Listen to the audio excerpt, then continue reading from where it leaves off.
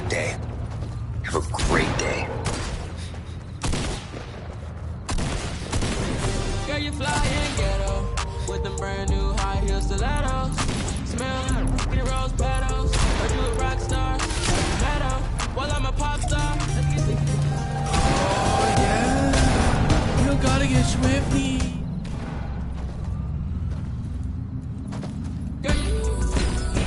Girl, you fly in ghetto with them brand new high heel stilettos.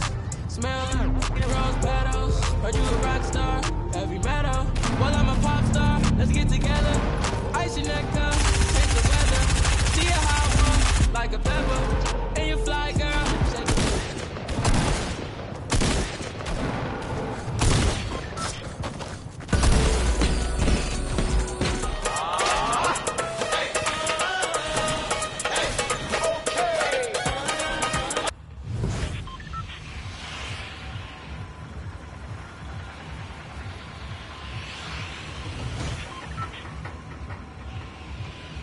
Shake it.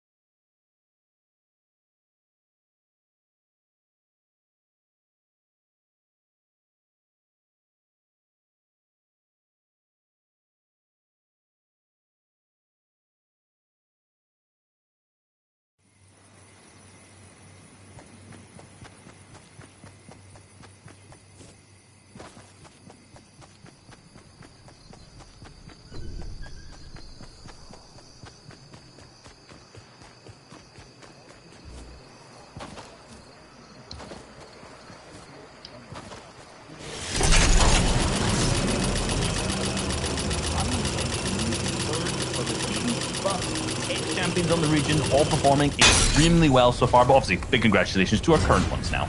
Yeah, that's crazy, man. We've seen some of the greatest teams of all time struggle to deal with players contesting them at their POIs and FNCS finals. Let's take a look at OCU though, right? That was the other region that concluded. And as you can see, if you were watching yesterday, you'll actually know that Vortex, Jace, and Taysons sat in first place after day one, and they've remained in the first place after day two. They are the FNCS champions for OCU. A brilliant performance, 399 points, 1 point away from hitting that big 400. If we take a look at the leaderboard as well, you'll see these guys absolutely walked away with things. You know, they had 3 victory royales. Nobody else, you know, had more than 1, I believe, right? So absolutely brilliant performance. They get the money as well, all to themselves. And all rounds, just great stuff. Yeah, and for Jink Worthy, who was in second place there, like I was watching the streams, I was watching the final game because Jinx was streaming the entire tournament live. And it's tough because we saw Vortex's team actually go down relatively early. They went down in 20th place, and Jinx's team had the opportunity to clutch up. They had the ability, but they were just scuffed on loot. They took a fight, and it ended up just being a duo, and then they were slowly picked off one by one. And you could tell, like, these guys are the champions A ver, es que está en un evento. Uy, esto es gris. Ok.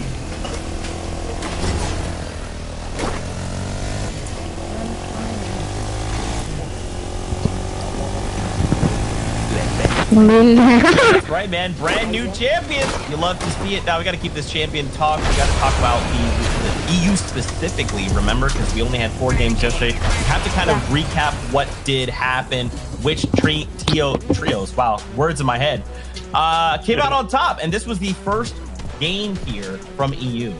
Yeah, look, you know, third place team on the day yesterday was Nevs, Pink, Stompy. These guys definitely came to play. You know, we talked a lot about, you know, understanding their philosophy, how they choose to play, how hardworking these guys are, and it paid off for them, Reese. Yeah, absolutely paid off. You know, game number 1, they placed second, and then basically from playing a lot of a kind of low ground play style, and we didn't really see too much of them that game, but the next game they came back, they took the height, they were very opportunistic about it, picked up the big victory royale in game number 2, and they were super consistent. They were winning off spawn against Kezik's team. They were fighting back basically any team who came across them. They were super aggressive in basically every stage of the match, and so far I hope to see them continue that through the 8 games today. Yeah, 100%, and I think when it comes to this next team, the second place team, no surprise to see them high up in the standings. Vidil, Noah Riley, and Aqua. We all know about Aqua, one of the greatest players of all time. He's literally a World Cup champion, but Noah Riley and Vidil by his side, providing for some great support as well. And these guys completely were just unplayable when it came to high ground. Right? They are one of the best high ground teams in the game. We talked about it before the show, right? We talked about how they definitely are probably the best high ground team. Showcase that plenty times, Reese. Yeah, it was actually insane. You know, this game in particular, this was one of the ones where they switched over and over again in terms of the high ground, but they had like a huge nemesis in the lobby, which is our current first place teams, which is Kiriachi, Stormy Right, and Toos. These guys went back and forth over and over again. That first game, I think height switched 6 or 7 times, and 3 or 4 of those were between Kiriachi's team and also between Vidil's team at the same time too. Then in game number 2, Kiriachi wipes out and finishes the squad from Vidil's team. In game 3, it's the other way around, so they're consistently going back and forth. This is a rivalry we've seen through nearly all 4 of the games yesterday. So throughout these games, even though they land nowhere near each other, they just seem to keep becoming integral parts of each other's matches. That's probably why they're so high up the leaderboard. Let's be real, they're still in it at those integral parts of the game. Yeah, most definitely, right? Kiriachi, Toos, and Stormy Right, though, a brilliant first day, sitting at the top of the leaderboards by just 2 points. The big thing is, though, right, is when you look at it, guys, they have a tougher task than any day 1 winner has had in any FNCS, right? Where there's 8 more games. Usually it's like 6 more games after day 1. These guys have to play 8 more games. It's a lot tougher of a task to hold on to your lead with 8 games remaining. And so when we look at these standings, you know, as much as, you know, day 1's already gone, a lot of the teams still have a great chance of being able to come back. There's not many points in it across the board right now.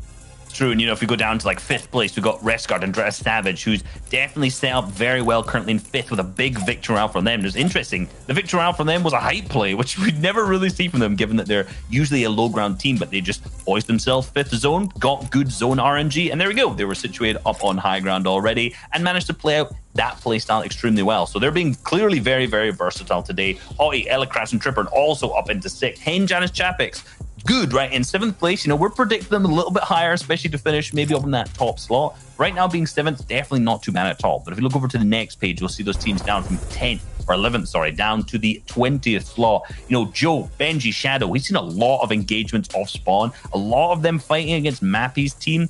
And, you know, so far, it's going okay. They're definitely come of the best, but 12th right now, still not the top 10 they want. Yeah, not at all. But, you know, at the same time, you know, I'm not even as worried as I would be, right? Typically after day 1, you could maybe worried about certain teams. There's certain teams you know not to worry, right? Last season when it was no right leave a reason, they could have been in last place and I still would have said, yeah, they'll probably get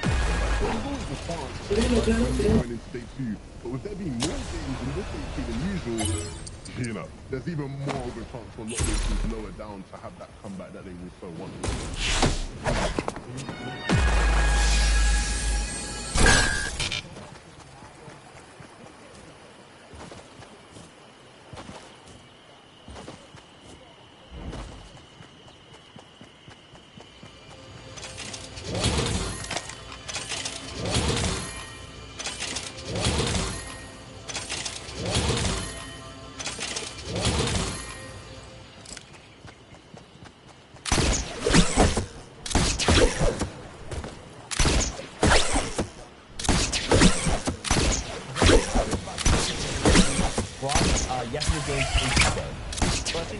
one that you already kind of mentioned was team switching up, right? We see Kazakhs down here in Lazy Lake.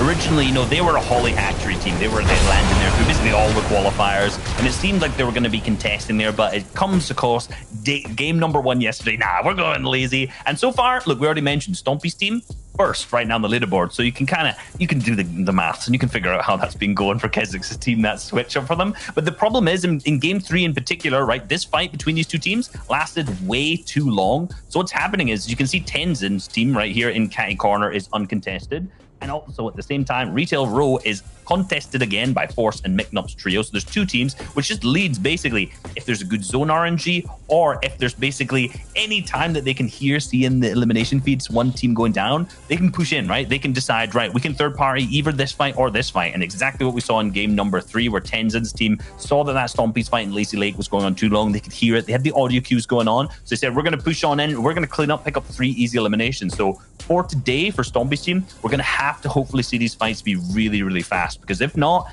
even if they win it, Tenzin's team could come in and just clean them all up.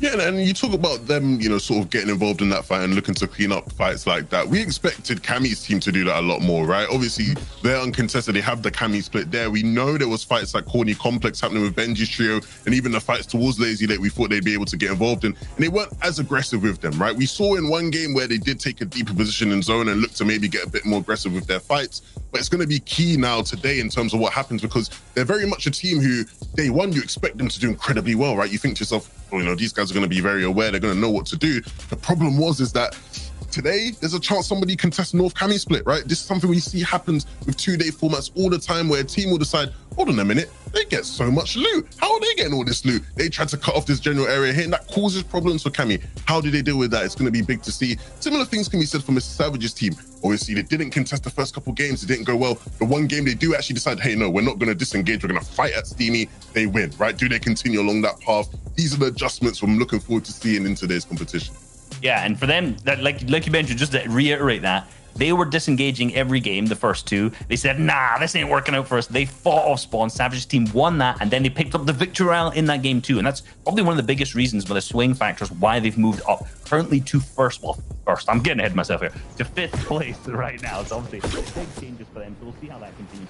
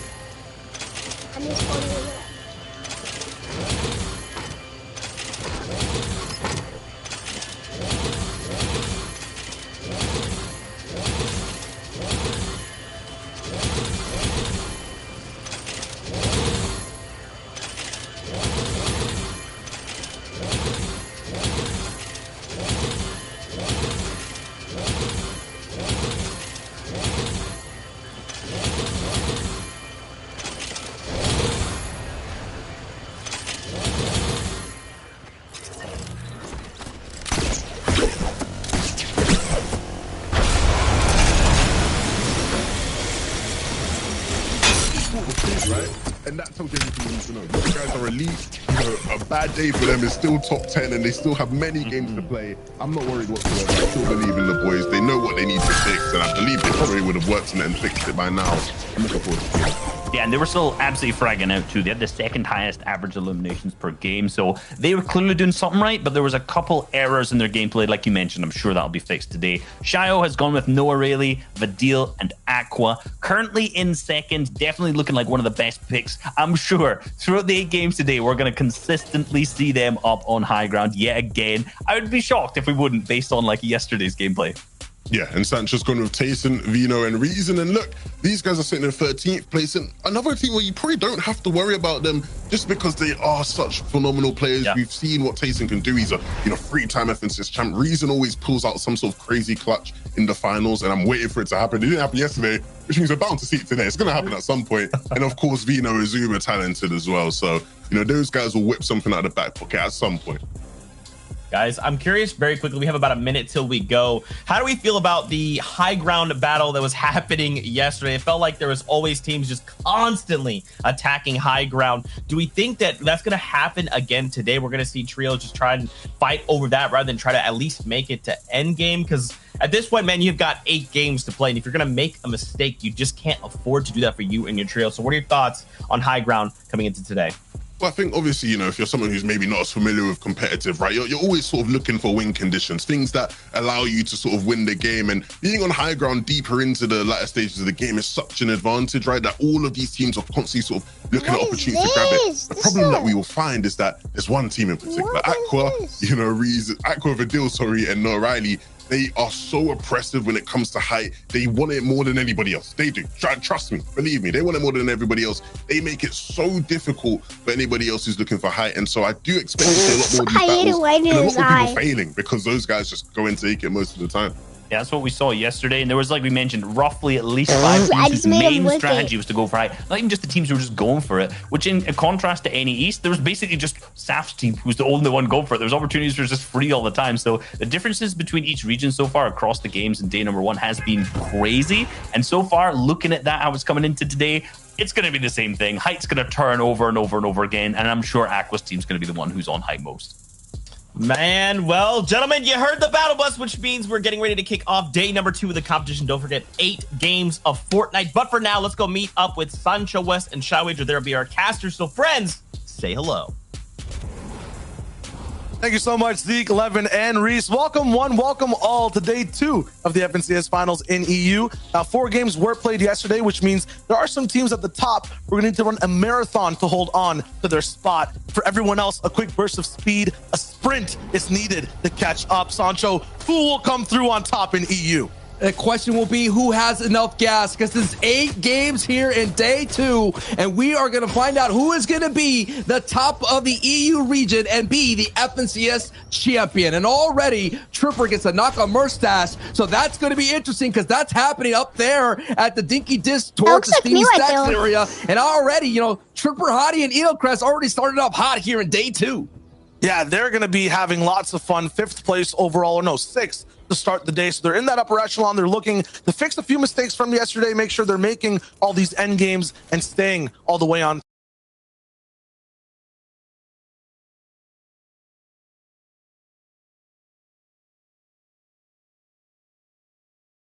This is 3rd place right now, getting affected. They don't usually lose this fight, Sancho, but when they do, it hurts them real bad. Yeah, this is like the wrong time. Looks like the slide is continuing over. It's like almost like a day 1 and day 2 slide that's happening right now for Pink, and that is our top teams right now. And take a look at the board. There's action happening down there in Steamy, and also as well, you have the things at Retail Row. So all the battles that we kind of highlighted at the analyst desk are actually popping off right now. Yeah, if we can get POV swapping from Lazy to Steamy to see what the situation is right now between both sides of the fight. Teams are going down all the way across both these POIs on the map. So Lazy will be a big influence too, because Sancho, the team that wins out from here, has a lot to say on the map. They usually end up just dominating everyone else after this fight. Especially that zone 1, take a look at it. It's right then and there, so it's going to be an opportunity there for that home zone. But yes, I agree with you. We're going to leave this moment here at Lazy Lake and take a look what is the next battle.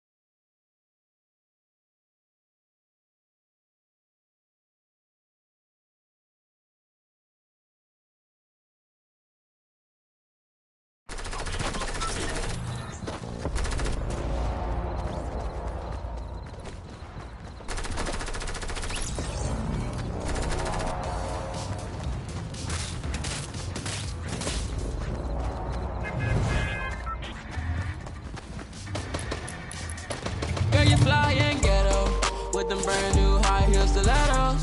Smell like rose petals.